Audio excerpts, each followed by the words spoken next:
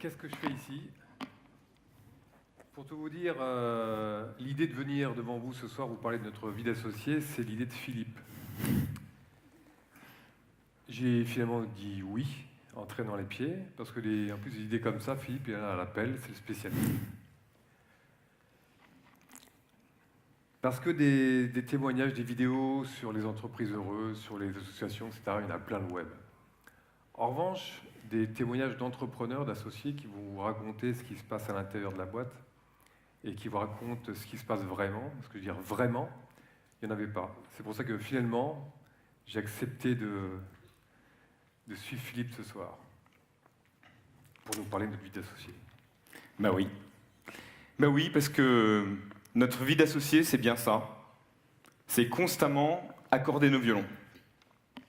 Alors pourtant, on pensait bien se connaître. Avant, on avait travaillé ensemble, on avait râlé ensemble, on a rêvé cette entreprise ensemble, et j'étais content d'avoir un associé. Mais pour le dire vite, j'en voyais pas vraiment toute la valeur ajoutée. Christian, lui, il s'occupe des produits sur le site, des marchands. Moi, je m'occupe du marketing et des clients, et je me disais, bon, bah, tout ce que Christian fait, moi aussi je pourrais le faire, parfois même mieux. Bon, et puis de toute façon, le site, il va cartonner grâce au marketing, donc grâce à moi. Un vrai complexe de supériorité de l'entrepreneur. Et puis un jour, on a eu à travailler ensemble concrètement sur un même projet. C'était une vidéo de présentation de l'entreprise. Et là, Christian est arrivé avec une idée géniale, puis une seconde, une troisième. Plein d'idées en fait. Et j'étais obligé de m'avouer à moi-même que toutes ces idées-là, moi, j'aurais été incapable de les avoir. Et quelques jours plus tard, rebelote. Christian vient me voir avec un problème d'un marchand qui refuse de payer le taux de commission que nous, on demande. Alors moi, je lui dis, écoute, tu sais, on est une jeune entreprise, c'est pas grave, on baisse les commissions, elles monteront plus tard. Oui, bah, sauf que 2 jours plus tard, Christian vient me voir et il me dit, bah, écoute, le marchand en question, j'ai renégocié, et non seulement j'ai le taux de commission qu'on voulait, mais j'ai même réussi à aller au-delà. Alors là, je crois que ça a été le déclic. C'était le déclic et je me suis rendu compte qu'avec Christian, en fait, on était différents. Ça semble facile à dire comme ça, différent. Mais réellement, voir l'autre, voir ses points forts, c'est en fait hyper difficile. Et alors depuis, au lieu de voir des points de comparaison entre nous, je vois de la complémentarité. Et quand moi j'ai un problème, côté client, j'hésite pas à aller voir Christian. Parce que je sais que lui, avec sa pugnacité, avec sa créativité, il va être capable de m'aider sur mes problèmes. Alors me proposer à moi aujourd'hui de changer d'associé, franchement, impossible. Enfin ça c'est avant la prochaine engueulade. Les engueulades, elles sont rares, de plus en plus rares, mais toujours aussi intenses. Alors aussi, vous aurez des entrepreneurs qui vont raconter leurs engueulades mythiques, qui ont pivoté leur boîte, qu'ils ont révélé eux-mêmes, etc. On n'est pas dupes. Chez Mano Mano, les engueulades, c'est terrible. Et pendant 3 ans, c'était dévastateur. Moi, les engueulades, je les vois arriver de loin. C'est quelque chose que je vis intérieurement, physiquement. Avant l'engueulade, je ne dors plus, je ne mange plus. Je ne fais que ruminer ce que je vais dire à Philippe. J'imagine tout ce que je vais dire à Philippe un jour, quand je vais arriver au bureau, et je vais lui dire, écoute Philippe, j'arrête tout, j'en ai marre. Et donc j'ai passé des week-ends, loin de ma famille, totalement absent, dans ma bulle, en train de faire ce dialogue, préparant tous mes arguments pour dire à Philippe, tu fais chier, il y en a marre, que malgré les enjeux, je ne peux pas continuer dans ces conditions-là. J'arrête tout. Tu continues sans moi. Jusqu'à ce que ce jour arrive, le lundi matin, que je vois la gueule que Philippe, lui aussi, il n'a pas très bien dormi non plus. Jusqu'à ce qu'il vienne me voir en me disant « Christian, tu veux qu'on en parle ?» Et là, la magie opère, le miracle. On parle. On pose des mots, on fait des diagnostics. On se rend compte que c'est le business, la saisonnalité, la relation des actionnaires, les égos les égos, surtout le mien qui est assez sensible et important. Et puis finalement on se dit qu'on s'aime, qu'on veut bosser ensemble, qu'on a fait tellement de choses belles qu'on veut continuer. Et là on est content, parce qu'on a réussi à passer cette étape-là. On sait qu'il y en aura d'autres, mais celle-là, on est vraiment content. Ouais, alors c'est vrai. C'est vrai qu'on est content de s'expliquer. Mais pour vous dire à quel point on est content, il faut qu'on vous avoue quelque chose que peu d'associés avouent en public. Parfois, il nous arrive d'être jaloux de son associé. Oui, jaloux. Alors on sait, c'est irrationnel, c'est enfantin, d'accord. Mais la jalousie, ça vous fait faire des trucs absolument débiles. Par exemple, Christian. Quand on est en entretien, qu'il le veuille ou non, il est brillant. Il est clair, il est concis, il est pertinent. Mais moi, pour peu que je sois dans un mauvais jour, ou que je cherche à impressionner la même personne, je me trouve nul. Et plus il parle, plus je lui en veux. Enfin, on peut le dire comme vous voulez, je suis jaloux. Et j'ai cette petite voix dans la tête qui me dit c'est lui qui est vu comme le boss, c'est pas toi. Ou encore les investisseurs ne parlent qu'à lui.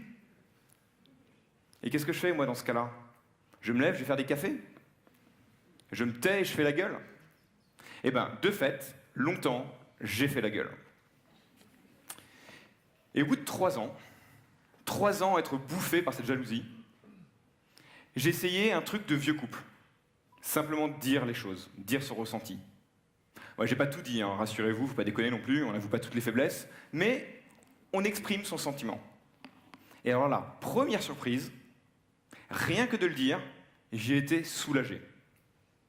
Et deuxième surprise, je me suis rendu compte qu'en fait, j'étais pas seul et nous étions 2 vieux cons jaloux à ruminer chacun de son côté les mêmes problèmes. Bon alors depuis on a compris, hein. Depuis on sait que le problème c'est pas nous, le problème c'est les autres, c'est eux qui cherchent à nous diviser. Bon et puis heureusement après tout qu'on plaît pas aux mêmes. Alors cette jalousie maintenant, on essaye de la transformer en émulation. En émulation pour que mon associé se dise tous les jours qu'il a fait le bon choix d'associé. Ouais, bon, ça, c'est quand même plus simple pour moi que pour toi. Ce que vous avez compris dans l'équipe, moi je suis le bad cop, je suis le rabat-joie, le mec qui fait la gueule, qui est jamais content, qui est toujours insatisfait. C'est vrai que je fais plus souvent la gueule que Philippe, mais j'ai des bonnes raisons quand même. Premier exemple, quand Philippe rentre dans l'open space, tout le monde se lève, tout le monde applaudit, tout le monde est heureux. Moi, je croise un salarié dans un couloir, j'essaie de lui dire bonjour, il a peur que je le morde. C'est comme ça, moi j'y peux rien du tout. Moi aussi, je voulais de la lumière, moi aussi, je veux monter sur les estrades, moi aussi, je veux être aimé des équipes. Mais je me suis rendu compte que ça me demandait beaucoup plus d'efforts et que Philippe brillait dans cet exercice. Donc on s'est dit que finalement, Philippe allait essayer de me laisser un petit peu de place dans sa lumière. On a mis des règles qu'il ne respecte pas, mais on essaye de mettre ces règles-là. Un autre exemple où ça me donne vraiment l'occasion de faire la gueule, c'est les idées. Moi, j'ai des idées souvent, beaucoup. Sauf que Philippe, je lui donne un quart d'idée, il est déjà parti. Il a fait un business, il a monté un site. Et moi, je lui cours après. Philippe, c'était mon idée.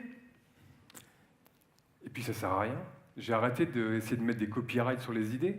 L'idée, c'est bon pour la boîte. Et en plus, il en fait des trucs pas trop mal, ce con.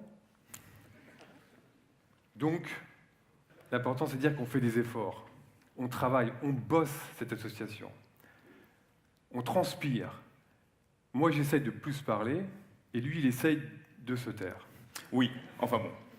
Vous avez compris, il y a plein de choses qu'on pourrait encore vous dire sur l'association, mais je ne vais pas m'étendre plus parce qu'il va encore faire la gueule.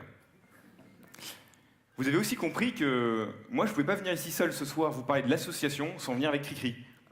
D'abord parce que les bonnes idées ce soir, c'est lui qui les a eues.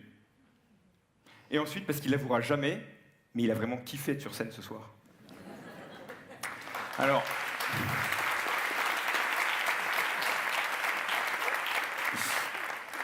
Alors, bon, vous avez vu que, pour nous en tout cas, l'association, ça n'a jamais été évident. C'était pas facile. Et on en a passé des après-midi et des journées complètes à discuter, à pinailler, à ressasser toujours la même chose.